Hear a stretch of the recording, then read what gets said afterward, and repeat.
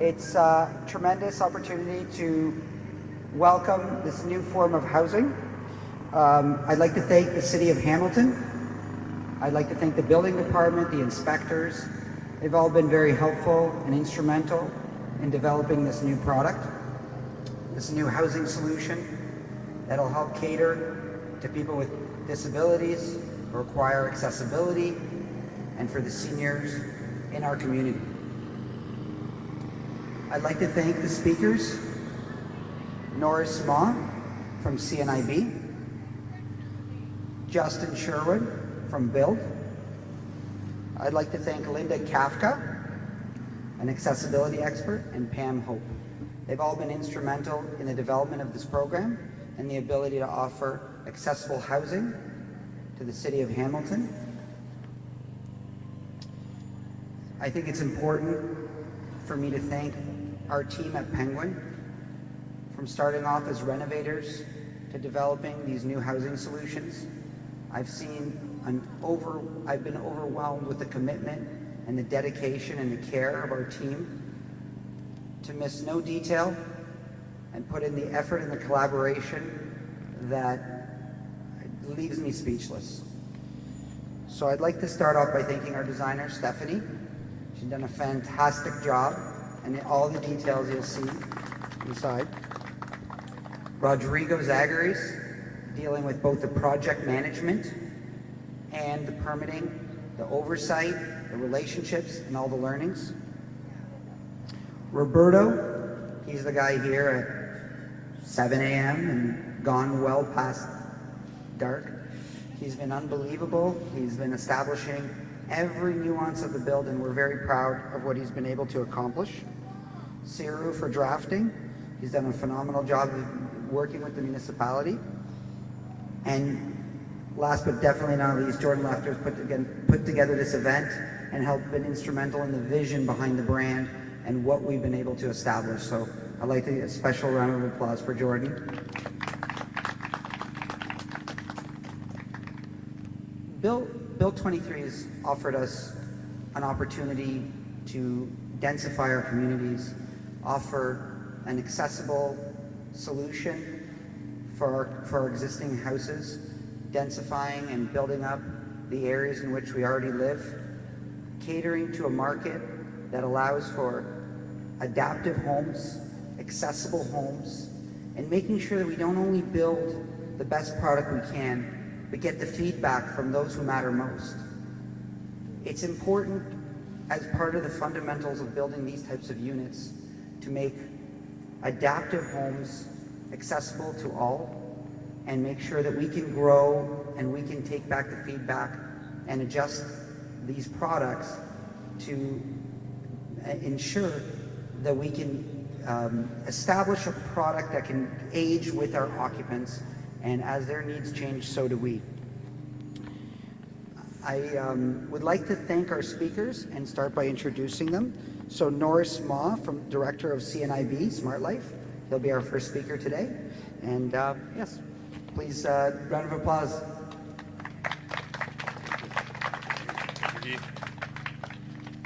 Thank you, everyone. Distinguished guests, today I'm here to celebrate the remarkable work of Penguin Living, an organization that embodies inclusivity and accessibility through their visionary approach to designing homes with thoughtful disability inclusive features. At the CNIB Smart Life, we share a common goal with Penguin Living: to empower individuals with sight loss and other disabilities live independently, thrive, and break down barriers. We believe that accessibility and user centricity should always be the forefront of design and not an afterthought. Penguin Living's goals are clear and impactful. They aim to create accessible living spaces that are inclusive and safe, and that offer solutions that cater to a wide range of abilities. Their commitment to inclusive design isn't just about respect for disabilities, it's the key to innovation and an enhanced experience for everyone. By seeking knowledge and expertise from organizations like CNIB, the Rick Hansen Foundation, and others, Penguin Living has demonstrated their commitment to making informed decisions throughout the design and construction process. This approach not only enhances the quality of the built environment, but also showcases the power of collaboration and knowledge sharing in making a significant impact. Independence is a fundamental human right, and by designing a living space that supports self-sufficiency, they are empowering people with disabilities to embrace life to its fullest. CNIB applauds Penguin Living for their work in creating inclusive and accessible living spaces. They have set an inspiring precedent in their field, challenging industry peers to prioritize inclusivity and ensure that every individual can live in a space tailored to their unique needs. Their dedication sets a strong example that aligns with CNIB Smart Life's mission to empower people who are blind, partially sighted, or have other print disabilities. By working in unison, we're shaping a world where everyone can live with dignity and independence. Thank you for your bold vision and action. Thank you. Thank you.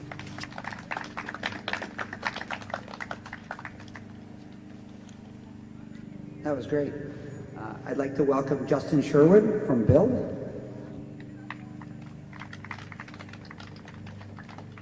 Good morning, everyone. BUILD is the Building Industry and Land Development Association. We're an industry association that's based in Toronto in the GTA, and we represent home builders, developers, professional renovators, and we're proud to call Penguin Living, Penguin Basements, Penguin Condos members. I'm here today to actually offer our support for and congratulations to Guy and the whole Penguin Living team for this innovative project. And it's interesting when you consider this project, what it actually represents is an innovative solution to two of the defining challenges that we're facing in this generation and particularly in this region. The first is that of housing supply. We have a rapidly growing population in Canada. We have a rapidly growing urban population, and lack of housing supply is a significant challenge. We need more houses no matter what type, whether it's infill, whether it's houses for rent, whether it's high-rise, low-rise, affordable. We need more housing, period. And what this project represents in terms of infill, adding gentle density to neighborhoods, adding 2 or 3 units, it's efficient, it's effective, and it's just plain smart. And then the second generational challenge we have is that of accessibility. StatsCan did a survey in 2017, and they identified that 1 in 5 Canadians identify as having some form of disability. And over half of those disabilities were physical disabilities.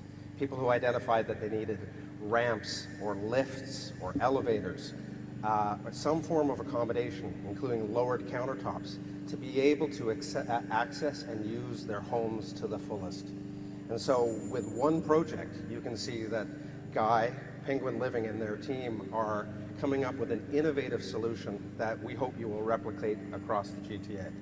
So congratulations to Penguin Living, congratulations to Guy Solomon, Jordan Leffler, and the whole Penguin Living team.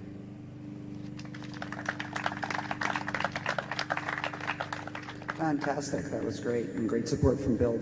We've had great support from Build for the decade that we've been working and being a member of Renomark, so I'm very proud to be a member. The next guest that I'd like to introduce is Linda Kafka. When we started our program, she was instrumental in the development of it and giving us all the insights and feedback and all the learnings, and she's a great educator and a great speaker, and I'd love to welcome her. Linda Kafka. Thank you, Guy, and thank you so much for having me here today.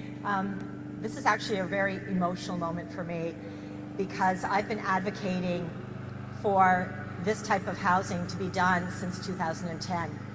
And back in 2010, now just to give you a little bit of background, I am an educator for the trades, meaning that I educate the interior designers, the builders, the renovators, contractors, sometimes architects, on the whole idea of aging in place, or I prefer to call living in place, because as we've just heard, 1 in 5 Canadians has a disability, and believe it or not, reading glasses is considered a disability.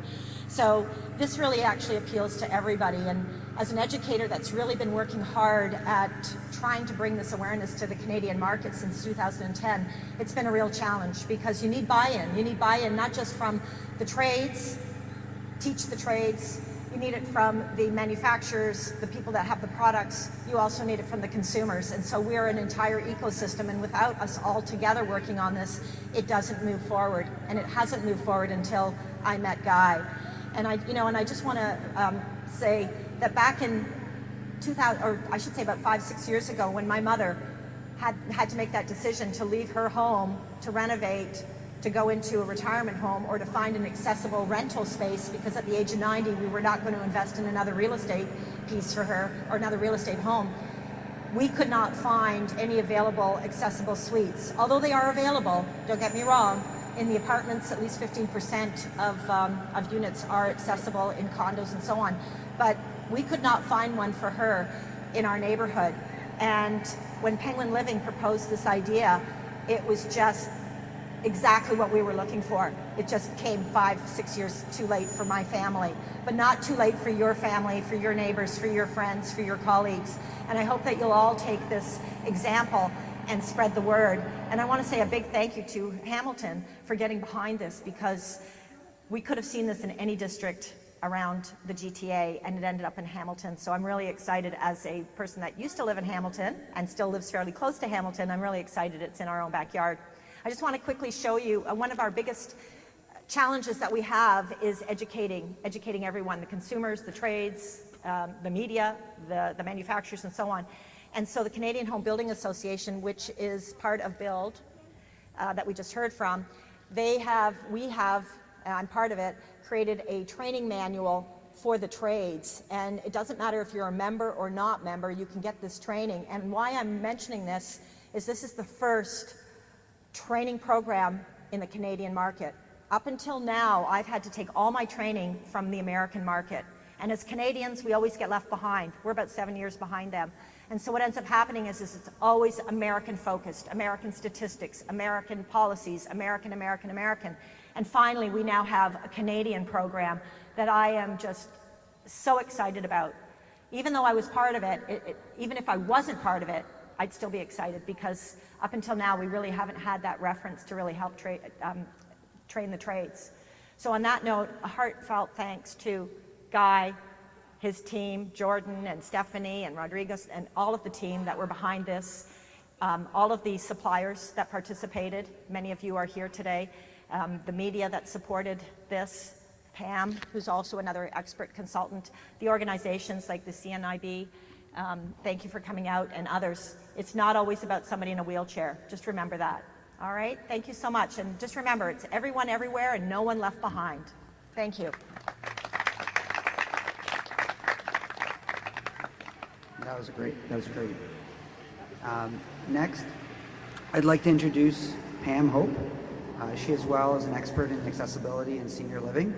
And, the interesting thing about Pam is, to say she's detail-oriented would be greatly understated. She's the detail-oriented of detail-oriented. So if there's a handle that's 8 millimeters off, she'll tell you.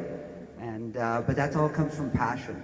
And that's one of the keys to entering the space and offering accessibility. You get to meet such great people and get their feedback and make sure that you can, implement them in the right way. And Pam's been a big part of that. So I'd like to welcome her and introduce her accordingly.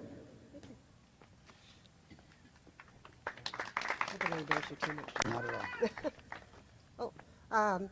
Yes, my name is Pam Hope, and I come from Stouffville, which is just north of Markham, and I'm what you call a living in place or age in place specialist. I make sure you can live in a home throughout your lifetime using space planning and clever products. That's really all it is. I want to tell you a little bit about history of Guy and I. I guess we met about 5 years ago. I heard him speak at several real estate investment meetings, and there's some other members that are here today. They've also heard him speak. And I tell you, he has mastered the basement renovation. That business of taking a bungalow, converting it into 2 suites, a top floor and a bottom floor, and making them as separate units, he has mastered that. It's so much to say, if it's correct, you do 365 a year as they roll off the conveyor belt, basically. So, Guy's a guy. I was looking for a builder to take wartime bungalows and convert the ground floor into something accessible, and then the basement would be a secondary unit done by somebody like Guy.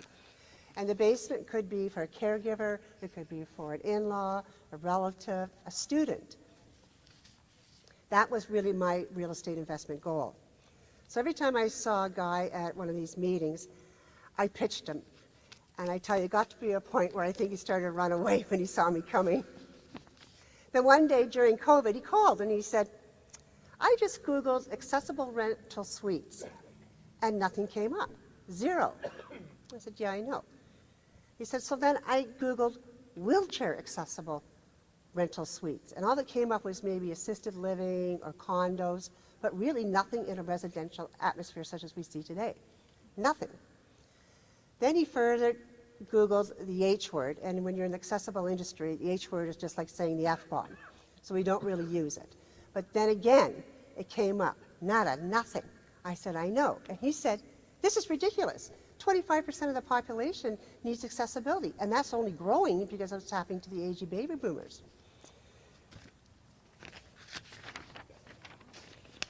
So at the same time, coincidentally, building bylaws in municipal areas such as Hamilton, Peterborough, and Clarington area had relaxed about how many people could live in a single family property.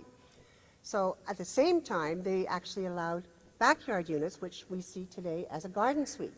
This really got Guy excited. He could take a single property and put 3 units on it. So that's 3 to 1 with the same services, the same amenities around it in the same community. So that was sort of a light bulb moment for him. He brought me in as a contractor consultant. We brought Linda in, who's also my colleague. We've done a lot of courses together, and we do write courses together about this. And she's a marketing guru. Then this got so big that Guy started to bring in full-time staff. And here we are today. Linda and I have not seen what the outcome is, and we're just so pleased that we got to see it just now. So the concept of true accessibility, that is living barrier-free, is so important for everyone. That's why we call it living and aging in place. Or you might have heard it as forever homes, or lifespan homes, or ageless living.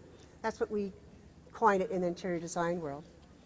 And I'm going to tell you, it's going to affect all of you now, sooner, or later. It's going to happen. Whether you age into it, you have an accident, or you succumb to a disease, or somebody in your family succumbs to a disease. The idea here is now we have a choice where to live. It's not dictated necessarily by your mobility, so you have narrow options, which would have been, up to now, pretty well assisted living or long-term care or condos. You had to move away from your community, which you didn't necessarily want to do. So this is what we're seeing today, is another alternative, and I hope we're going to see many more of these, but we have at 23 Warren. And you can notice it's not like your grandma's house anymore. A lot of people hear accessibility, and all they do is these visions of their grandmother and how they lived, or what they saw at a hospital. That just doesn't happen anymore. We have so many fancy and nice upgrades, such as grab bars are no longer called grab bars. They're called balance bars because they're so beautiful. True curbless entry showers are, thank you, are installed in every hotel because they minimize their slip and fall, and they look really nice. Now, if you can come in one of these units and tell the kind of person that's living there that they have mobility needs, then we failed as designers. Because the last thing we want to do is stigmatize anyone, because everybody has equal rights and equal access. Design for all is what we say. So we talked a little bit about the housing shortage. And we're all very aware of that, and we're even more so aware that there's always been an accessible housing shortage. And that's just growing faster because of the aging baby boomers. But Guy has had the forethought to see this coming. Now, as I said before, one single family property can house 3 units. As a matter of fact, in Toronto, the bylaws change. You can have 4 units in one single property. So that's not adding to the green belt. So Premier Ford, hear that. We can do it right here in our own communities. Almost there. And also consider, there's been many shut-ins we don't even know about. They're shut-ins because they can't get out of their home safely. And these are employable people, and we all know we have a huge deficit for people to work. That's at least 25%. If they can navigate their home, get out to a transit stop, they can get a job and they can start filling these positions. And not only that, they're going to be employees that are going to help with the tax roll. This is part of the ripple effect that Guy is actually causing, and I can go more and more about how much this is going to benefit communities. So we are very proud to see this vision unfold, and I look forward to many more accessible rental units, and hopefully throughout Ontario, because look out, the penguin is coming.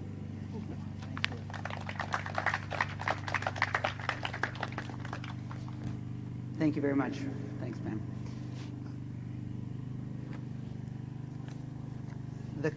The concept of adding more housing in existing communities is an amazing opportunity, and we think that it is imperative for us to add to the housing stock in the areas that need it most.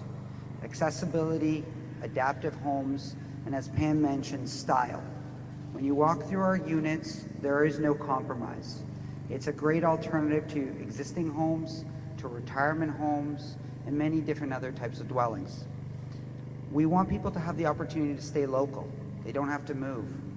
They can utilize the same banks and institutions and medical care, their neighbors.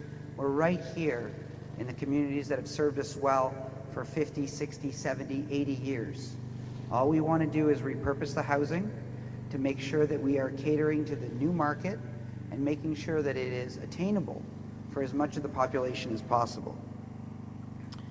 When you walk through our homes, you'll see that there's been no consideration left to compromise. Each room individually heated, the kitchen, the washrooms are all accessible, and the style, thanks to our design team, is with no compromise. I want to acknowledge the speakers today. It's a great sample of the people that contributed to developing this program, and there are countless people that are here today and are at home watching that have been instrumental in building out this business in these houses. I do want to thank the City of Hamilton, the Building Department, Planning Department, the countless meetings they've had with us to be able to establish the right system to allow the implementation of Bill 23 and allow more houses for more people and make it accessible. From here, we'd like to welcome you all for a tour of these houses and the property and see what's possible and enjoy coffee, treats, everything. I want to thank you guys all for being here. I'm personally humbled, and this is a great first launch to Penguin Living. Thank you.